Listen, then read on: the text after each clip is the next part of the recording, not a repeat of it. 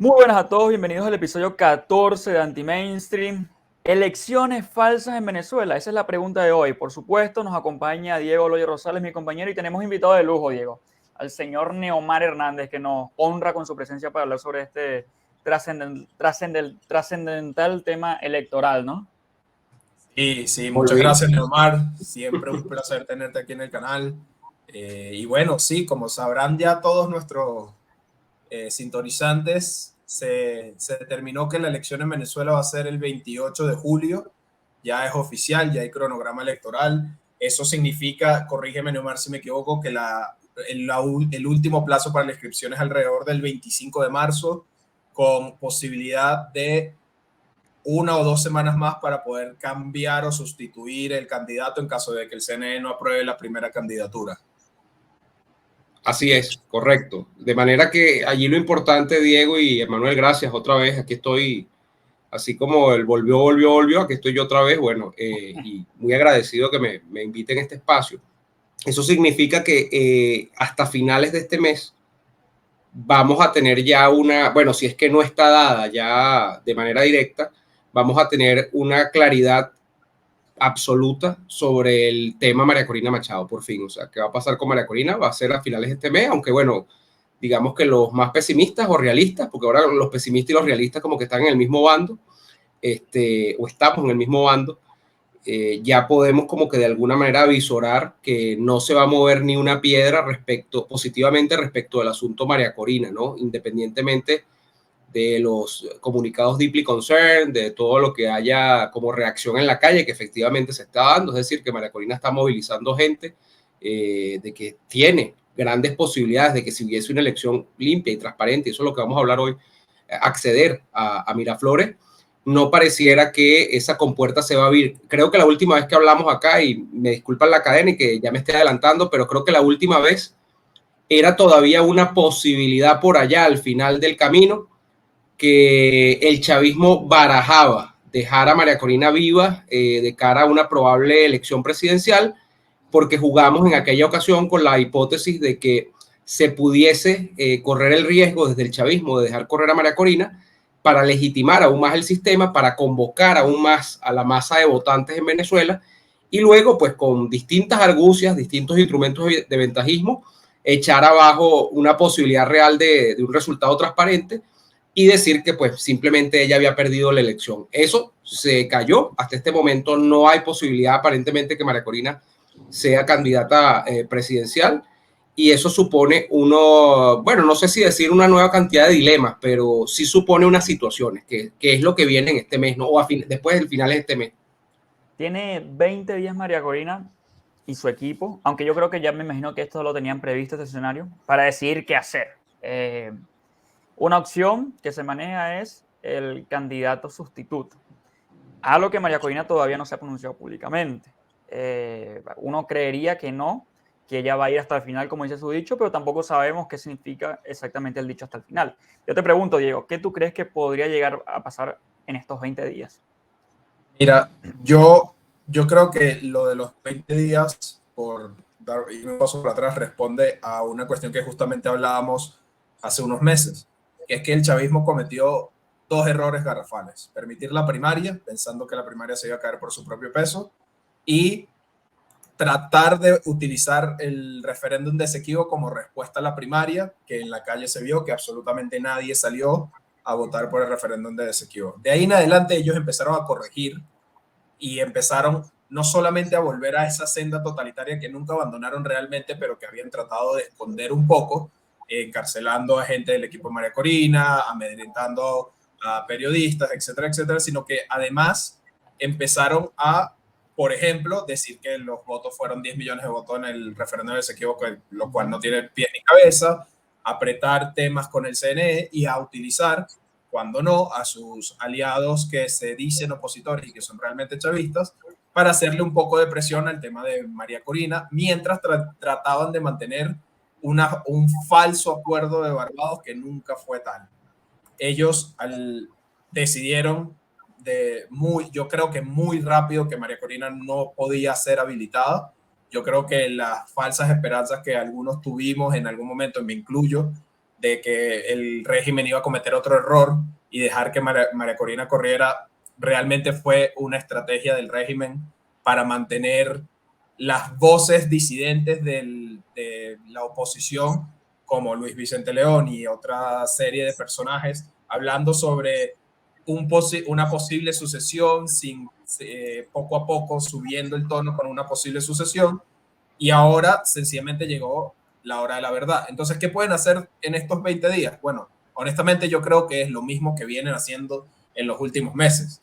Entender que esto no es una campaña electoral convencional, entender que esto no va de tratar de que el 28 de julio sea una contienda real, sino de presionar al régimen para que realmente existan condiciones para una hipotética elección libre o un cambio de poder o un cambio político real en el país.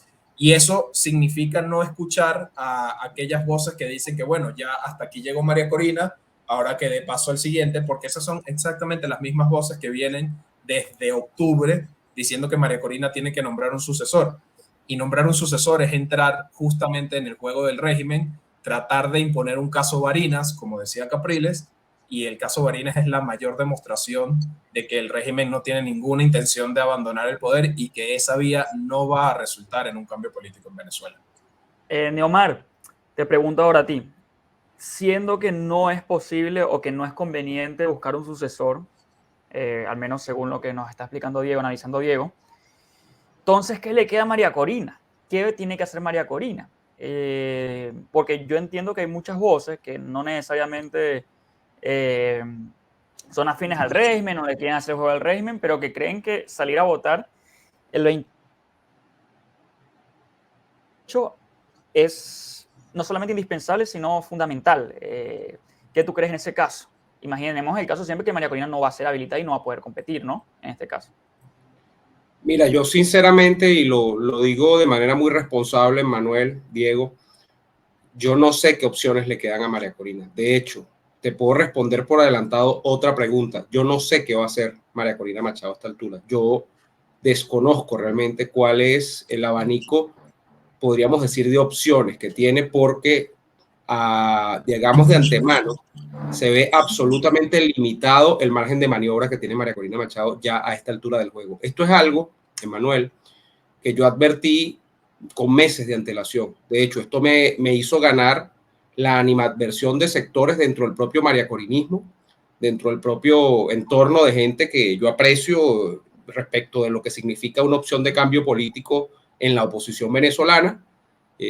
Yo terminé siendo algo así como que la oveja negra del mariacorinismo, en el sentido de que una persona a la que yo siempre apoyé por su lucha, por su entrega, y que diría que esa lucha y esa entrega está allí, pero que ha asumido un camino con el que yo no compatibilizo desde hace rato, sencillamente llevó a que pues se planteara, y no quisiera yo hacer esto un programa sobre mí, pero se planteara en el caso mío, pues que yo estaba prácticamente orinando fuera del perol y que yo no tenía nada que decir porque María Corina estaba haciendo lo correcto. Y para resumir un poco el planteamiento que yo hice hace meses, sin tener una solución, porque no la tengo, y eso lo reconozco, yo no tengo una solución a la mano como un plan alternativo.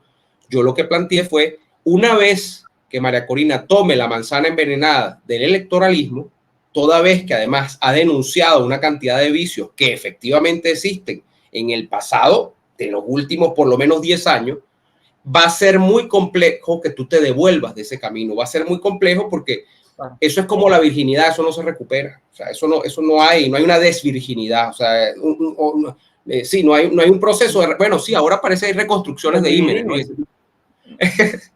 pero bueno, hablando un poco en serio, no era fácil, después que tú te incorporabas al callejón del vicio electoral, que en Venezuela es eso, es un vicio, que tú salieses de ahí. Y yo más o menos pensaba que esto es lo que iba a pasar. ¿Por qué lo pensaba, Diego? ¿Y por qué lo pensaba, Emmanuel? Porque era lógico que María Corina Machado arrastra muchísima gente y que era lógico que María Corina Machado sí era una opción distinta frente a todo lo que ocurre en este país en los últimos años, frente a un liderazgo opositor desgastado, desvencijado, que no tiene nada que decirle al país. Ella ofrecía, por una parte, un mensaje de un antichavismo de verdad, y por otra parte, un mensaje de un proyecto alternativo de país que se hacía atractivo para alguna cantidad importante de personas en este país. Entonces, si tú tienes eso como una premisa, ¿cómo demonios vas a pensar tú que los señores que están en Miraflores van a permitir que ella entre en carrera electoral y les quite el poder por la vía electoral? Claro. Eso no va a pasar. Entonces, claro, eso, como te digo, eso se veía venir. El problema es que no hay una alternativa, porque yo realmente estoy alejado de las teorías de que aquí puede venir una revuelta y ese tipo. Yo no creo que eso está. Lamentablemente nosotros hemos caído en un periodo que yo llamaría de anomia completa en Venezuela, o sea, nacional e internacional. Y lamentablemente nosotros somos hoy en día una pieza dentro de un ajedrez global que por este momento en específico no reviste tanto interés como otras piezas de ese ajedrez global, de manera que hemos quedado un poco olvidados. Entonces, ¿qué es lo que a mí me preocupaba, me dolía? Porque tú me puedes decir, bueno, pero entonces, ¿para qué pedías que María Corina no entrara en ese callejón? Bueno, porque en la última opción, que puede que algún día sí tocase, que María Corina fuese la abanderada, ya la quemaste, porque ya la metiste, o sea, ya la bautizaste en la iglesia negra del electoralismo sin salida en Venezuela. Y eso no tiene salida. O sea, María Corina, yo no veo cómo Estados Unidos, que es lo que pensaba mucha gente, la vaya a defender ahora frente a esto. Yo no veo que el chavismo esté dispuesto a negociar. Todo lo contrario, el chavismo ha ido para adelante en los últimos 4 o 5 meses, donde María Corina ha afianzado su liderazgo, ¿no? O sea, entonces, el mensaje es muy claro. No le vamos a permitir. Y en ese sentido, a mí lo que me preocupa más bien es la consecuencia de aquello, que es otra vez, porque esto es una película reeditada, que van a llevar a los venezolanos a escoger al menos peor. O sea, ahí van a poner a cualquiera. Yo no sé, pero creo que lo que va a decantarse aquí es cómo sin María Corina van a obligar a que se designe un candidato sustituto, y ese candidato sustituto se nos va a vender como el menos peor. Y bueno, no sé qué pasará, porque ya estoy como mirando demasiado más allá. Tengo que ver cómo transcurre, quién es primero, para poder ver a qué está jugando después el chavismo. Pero lo que sí estoy seguro es que no va a jugar a una elección transparente y limpia. Eso va a ser un campo minado. Y de hecho, Neymar, respaldando un poco lo que comentas, este es un tuit que lanzó María Corina Machado, bueno, que lanzó María Corina Machado hace apenas una hora, y justamente parte del mensaje que ella manda es justamente que van en elecciones libres porque así lo decidimos. Ella pareciera, por lo menos desde un punto de vista narrativo en público, empujar una nueva fiesta electoral. Yo hago la salvedad, y quizás sea más esperanza que análisis, pero yo hago la salvedad de que el equipo de María Corina y la misma candidata han sido muy cuidadosos de no hablar sobre es que vamos a elecciones cuando el régimen quiera, o tampoco de hablar sobre posibles sucesores, porque siempre que le preguntan cuál es el plan B es el plan A, la famosa frase, etcétera, etcétera.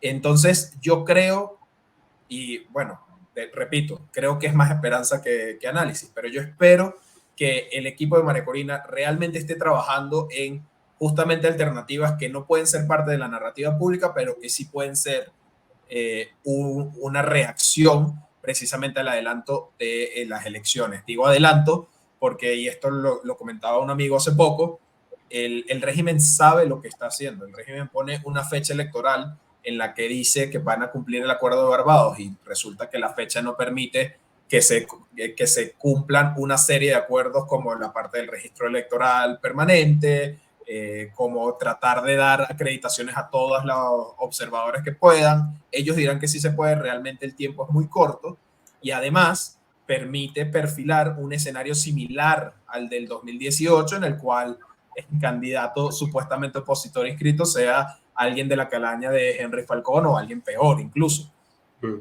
Pero el tema es, con esta movida que está haciendo el régimen de poner estas elecciones tan prematuras, y han surgido muchas voces, incluso voces que se hacían vender como que estaban apoyando a María Corina, decir, bueno, ya, María Corina, hasta un lado, pongamos una siguiente persona. Sin embargo, hay muchas personas de ciudadanos comunes, ciudadanos de a pie, que van a seguir lo que sea que decida María Corina. Entonces, esa ventaja, al final, que fue la contundencia con la que ganó la primaria, y que es el hecho de que cualquier otro liderazgo opositor está realmente tan golpeado que ya nadie les cree absolutamente nada, esa ventaja puede favorecer a María Corina a la hora de escoger una estrategia no convencional. ¿Crees que exista alguna posibilidad de que eso se cumpla de aquí al 28 de julio? Yo creo que hay un liderazgo que sí, que es seguido, Diego, pero hay un atenuante también, que es que lamentablemente, o bueno, yo no sé si incluso, no se puede decir lamentablemente, esto es así y ya, y tiene sus razones. Yo no creo que la gente tampoco esté dispuesta, lamentablemente, ahora sí diría yo, en el sentido de lo que implica la represión, a sacrificarse de gratis, o sea, y que sienta la gente que tomar el cielo por asalto sea una opción a esta altura. Yo no veo, no lo estoy viendo en este momento, una propensión de la gente, por ejemplo, a salir a protestar masivamente en las calles, porque hay un aprendizaje heredado y a eso apunta, por cierto, la película esta que se ha vuelto celebridad en estos últimos días, la de Simón, que hay gente que no le gusta, hay gente que le gusta, pero hay un retrato histórico allí. Hay un aprendizaje 2017, 2014, 2019, porque pues lamentablemente las víctimas, los desaparecidos, los presos, los muertos, no terminan siendo llorados sino por sus familias. Entonces yo creo que hay una parte de la población importante que ha aprendido, entre comillas, esto y lo que está dispuesta es, aquí hay un tema de la manzana envenenada, ¿no? Lo que está dispuesta es hacer el mínimo gasto enérgico posible, que es el del voto. El voto es lo que te demanda menos riesgos. En cualquier sociedad, cuando tú quieres promover un cambio político, votar es lo que menos riesgos te demanda, ¿no? Pero eso cuando tú tienes posibilidad de que a través del voto efectivamente tú crees un instrumento de cambio político. Cuando el voto está secuestrado y tú no puedes generar ese cambio político con el voto, pues lamentablemente el voto termina siendo un grito en el desierto, termina siendo una pérdida de tiempo, sin más. Entonces, ¿qué pasa? Si tienes eso y a la vez tienes una baja propensión de la gente a manifestarse, una baja propensión de la gente por razones entendibles, no por eso que dice mucha gente de manera irresponsable, que es que nosotros no hemos hecho nada, no hemos hecho demasiado, más bien, demasiadísimo. Y a la vez le sumas un tercer elemento, que es un ajedrez internacional que, como te asomaba ahorita, no es favorable, ni siquiera con Trump llegando a la Casa Blanca, porque Trump tiene una cantidad de prioridades por delante, y además creo que este Trump, si el primero era nacionalista, aislacionista, y bueno, y con todo eso, a mí me encanta Trump y todo lo que propone y todo lo demás, pero hay que estar clara de cuál va a ser la política internacional de Trump. Este Trump que viene o que va a venir después de noviembre probablemente sea más aislacionista que el primero y no se va a encargar a las primeras de problemas como el venezolano. Entonces, tienes un enfoque internacional que es sumamente desventajoso. Entonces, lamentablemente, aquí nosotros estamos frente a una paradoja, que es tener un sistema político que es rechazado por más de probablemente el 75-80% de la población y que tengas por lo menos tres variables fundamentales, que son la calle interna, las elecciones y el tema internacional, completamente en contra para lo que tú quieres, que es promover ese cambio político. Entonces, es muy cuesta arriba, es muy cuesta arriba. Sin embargo, yo comparto lo que dice Diego en cuanto a que no se puede vivir tampoco exigiéndole a María Corina Machado o a esta gente que divulguen que cuál va a ser el plan B, porque esto no tiene sentido. Hay cosas que tú sencillamente no puedes comunicar. Sin embargo, también les digo que es que a veces siento que no se comunica porque es que el abanico de opciones es muy limitado. O sea, es muy cuesta arriba lo que nosotros tenemos encima. Yo les voy a decir algo. Yo pensé que incluso la comunidad internacional, todavía a esta altura, donde nos hemos llevado muchos desengaños y muchas cosas, iba a ser un poco más incisiva. Y lo que se va viendo es que a Maduro lo han dejado colar como les da la gana e incluso le han concedido de todo en los últimos meses y Maduro no ha dado nada a cambio, porque por lo menos Maduro habría podido, aquí dejo como una propuesta, Maduro habría podido bajar los índices de represión, bajar los índices de censura, o sea, que era una cosa fundamental, liberar algunos presos políticos, incluso liberar a los presos políticos para dar un mensaje. ¿Y qué presos políticos ha liberado salvo lo que hizo a finales del año pasado? Nada, ha metido nuevo preso político, le ha dado volumen a la represión, ha cerrado medios, el escándalo ahora de DW. O sea, más bien es un Maduro que parece envalentonado y que está avanzando, que está a la ofensiva. Ni siquiera es que esté esperando a fingir nada, no. Es Maduro en su esencia y más. Yo me atrevería a decir que estamos en uno de los momentos más represivos de los últimos años de del chavismo, ¿no? Aunque siempre hay, seguro que estudiamos y hay cierres de medios, hay presos políticos. Entonces, ¿qué pasa? Que es en este momento un sistema sin contención, porque la última contención que uno esperaba era la internacional y ahora se ha desvanecido. No hay política, no se sabe. Y la política no es simplemente venir y hablar y asomar que unos marines, no, eso es muy irresponsable. La política es, bueno, vamos a sentar al hombre y vamos a poner los puntos sobre las IES. Mira, si tú no cedes de verdad, esto es lo que vamos a hacer, te vamos a apretar aquí, vamos a retirar el tema económico de esta manera. Eso no ha aparecido. Está el cuento de abril y ahora tendremos que esperar a abril para ver qué pasa, ¿no? Pero no tengo muchas esperanzas sobre eso tampoco. No, ya hablando en ese sentido sobre el tema internacional, en Estados Unidos lo que hay es 5 senadores dando coñazos, los de siempre. Marco Rubio, Ted, algún que otro demócrata moderado, quizás con raíces cubanas o ligado al tema latinoamericano, que siempre están pidiendo, ¿no?, que se vuelvan, que la Casa Blanca reimponga las sanciones ante las promesas incumplidas por parte del régimen de Maduro. En este último caso tenemos también que la Unión Europea, lastimosamente, es sumamente ambigua, es casi una aliada del régimen a efectos prácticos, y que lastimosamente la Casa Blanca tiene prioridades y va a tener prioridades con Biden o con Trump, como bien dijo Neomar. Entonces, ¿qué le queda ahora al venezolano? Le queda respaldar a María Corina Machado, porque la mayoría de los venezolanos, Neomar, Diego, lo vemos en las manifestaciones, al menos en el interior del país, sigue a María Corina Machado.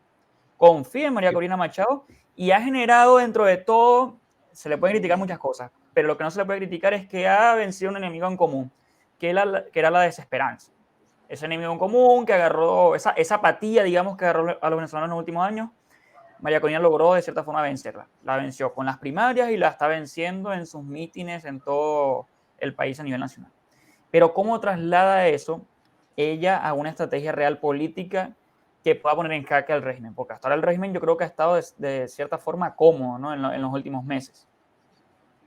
Sí, fíjate, Manuel, hay un tema importante que es que tú mencionas que María Corina, el equipo de María Corina, 20 Venezuela con su campaña, lograron vencer la desesperanza y estoy totalmente de acuerdo. El tema es trasladar esa nueva esperanza a una expectativa de cambio. Y el problema con la expectativa de cambio es justamente una de las cosas que menciona Neomar, que en ningún contexto pareciera prestarse para esperar realmente un cambio político en Venezuela, por lo menos en el corto plazo. No solamente porque incluso si Trump llegase a la Casa Blanca, las prioridades de Trump van a ser otras, sino porque además el mundo se ha movido desde el 2017, desde el 2019, hacia un nuevo auge del aislacionismo, en donde quizás los movimientos más afines, hablando fuera de Estados Unidos, los movimientos más afines a un posible cambio en Venezuela, en otros países, o no están en el poder, como en el caso de Colombia o en el caso de España, o incluso estando en el poder tienen algunas prioridades más aislacionistas, como el caso de Italia o como el caso de Israel, donde tienen otras prioridades con total razón, sobre todo en el caso de Israel, que están en medio de una guerra, o en el caso de Europa, que tienen también la guerra en Ucrania y que tienen un desaceleramiento económico muy fuerte. Entonces, el mundo se movió post pandemia a una situación que le permitía cultivar al chavismo una estabilidad que están tratando de aprovechar en este momento.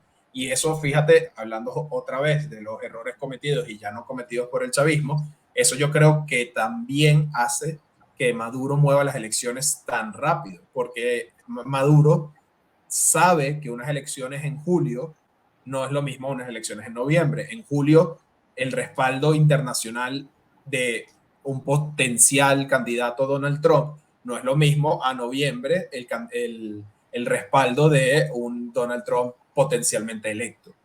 Entonces, ¿qué es lo que queda para el venezolano común? Mira, yo de nuevo no quiero traficar con falsas esperanzas. Yo, la verdad, si tuviera que hacer un análisis de probabilidades, las probabilidades son muy bajas y creo que los escenarios en donde un cambio político se puede manifestar son pocos. Esos pocos escenarios donde se puede manifestar un cambio político son aquellos en los que el régimen logra cometer más errores, o sea, desestima el apoyo popular de María Corina como un factor relevante, desestima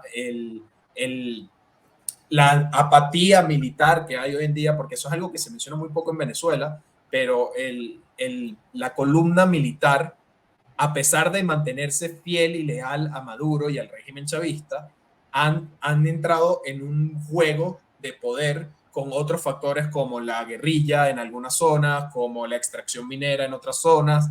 Esa apatía militar puede generar en contra, y se le trató de unificar con el tema del Esequibo, que desapareció de la mesa por parte del chavismo.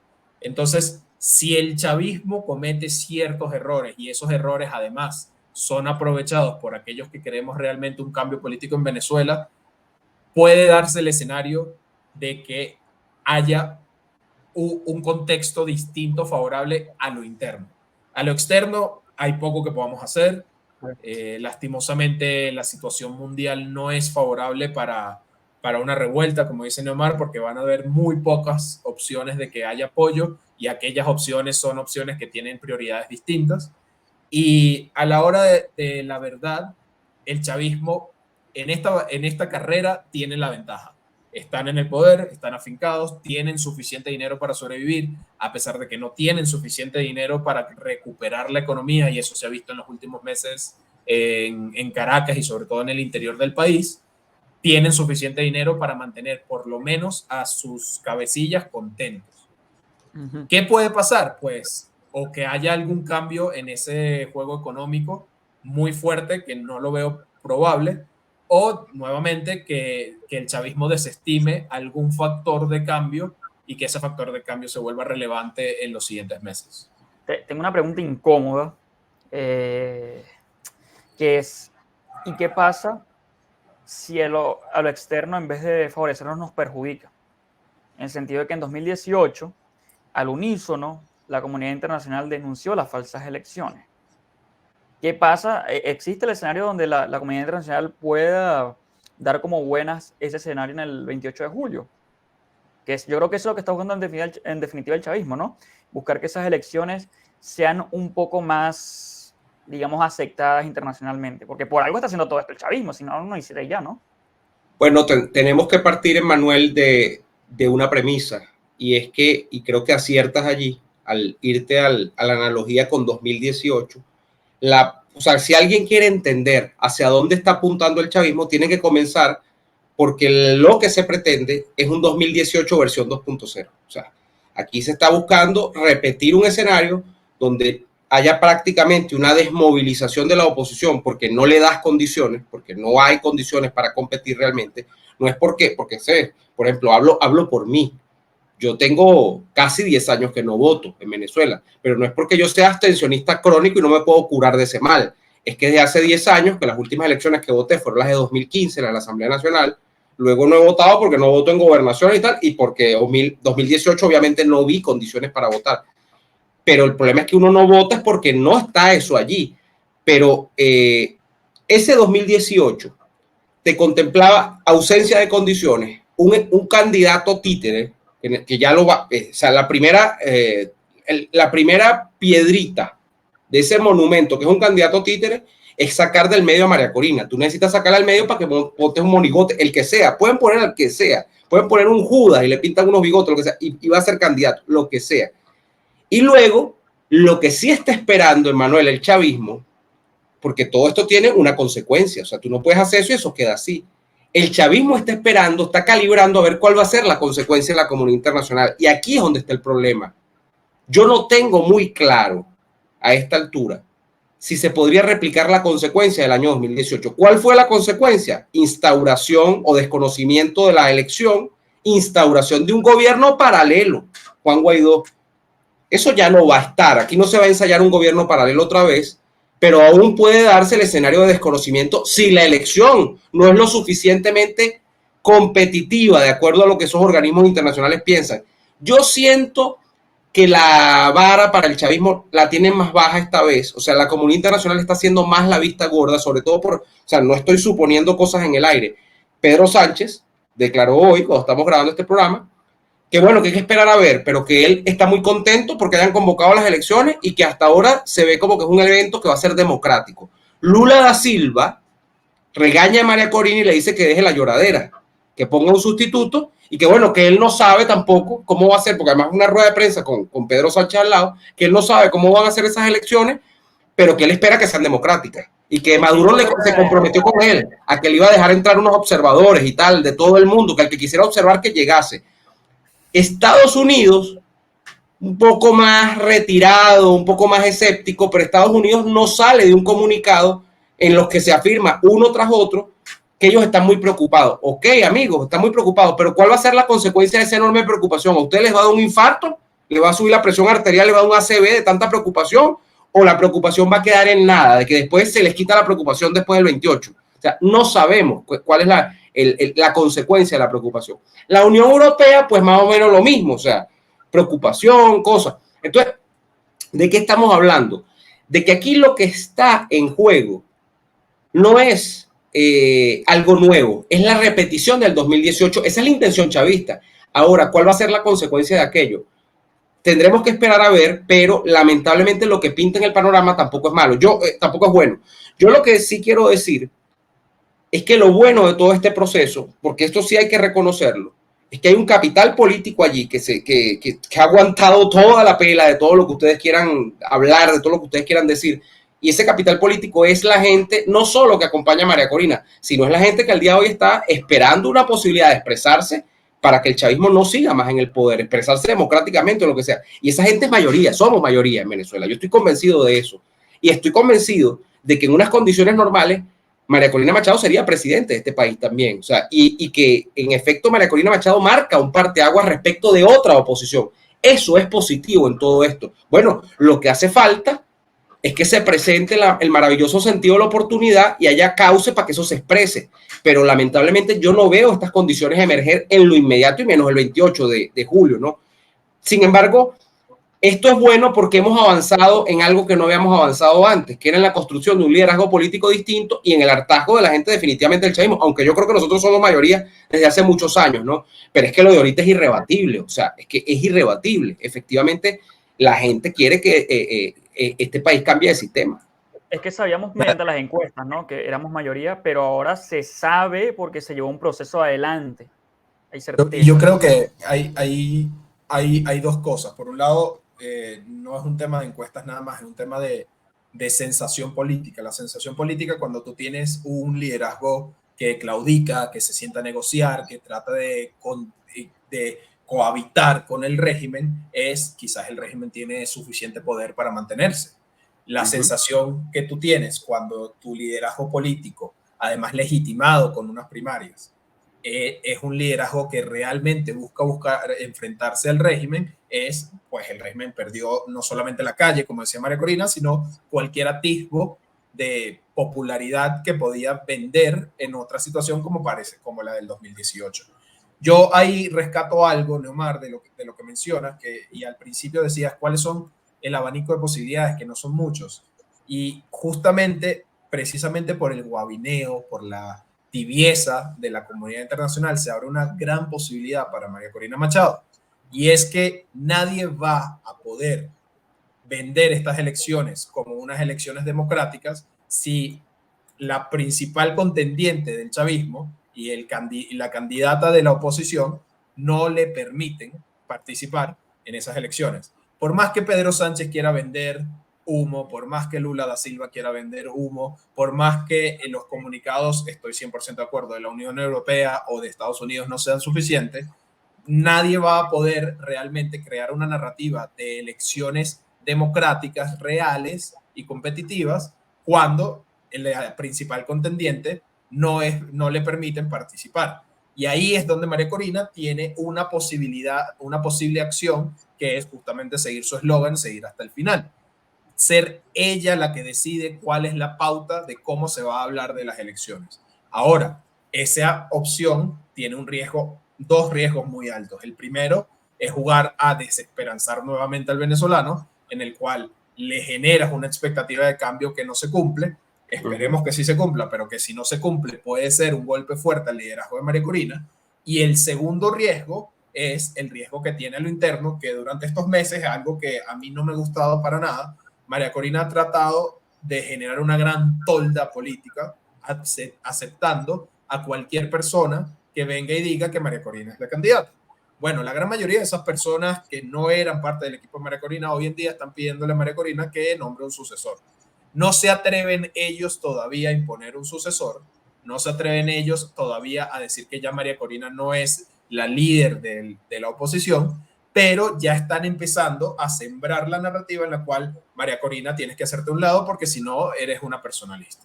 Y esos dos riesgos narrativos son los que tiene que enfrentar María Corina. Cómo mantener esa esperanza, transformarla en expectativa de cambio y evitar esos cantos de sirena de personajes nefastos que ya quieren sentarse a negociar nuevamente con el régimen. De acuerdo. Bueno, muchachos, creo que ya estamos llegando ya a la parte final de este programa. Neomar, en serio, muchísimas gracias. Estás invitado siempre a Anti-Mainstream. Esta es tu casa cuando quieras. Y nada, Diego. Gracias, Neomar, como siempre. Un gusto tenerte por acá. Emanuel, de verdad, muchísimas gracias por siempre acompañarme en este espacio Anti-Mainstream, donde tratamos de dar una narrativa distinta a las mentiras y la hipocresía de la izquierda en la región. Y bueno, como siempre, gracias a ustedes los que nos sintonizaron hasta acá. Si les gusta el contenido, no olviden de suscribirse al canal, darle like al video, comentar cualquier comentario que tengan. Díganos qué piensan ustedes que debería hacer María Corina en los siguientes meses. Y bueno, cierto, cuídense mucho y buenas noches. Gracias, muchachos. Nos está yendo muy bien, así que muchas gracias. Los últimos videos excelentes. Muchas gracias a todos. Bueno, gracias. Chao. Saludos.